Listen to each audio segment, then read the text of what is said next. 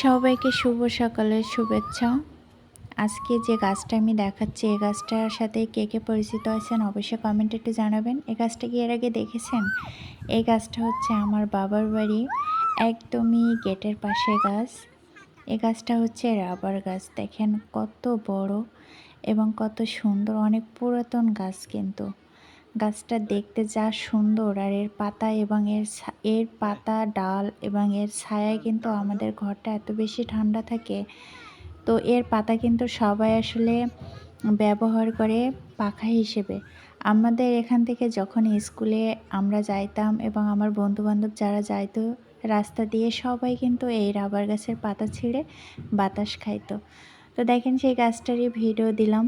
এরকম রাবার গাছে তো আমি সেই ছোট থেকে কিন্তু এই রাবার গাছটা দেখে আসতেছি।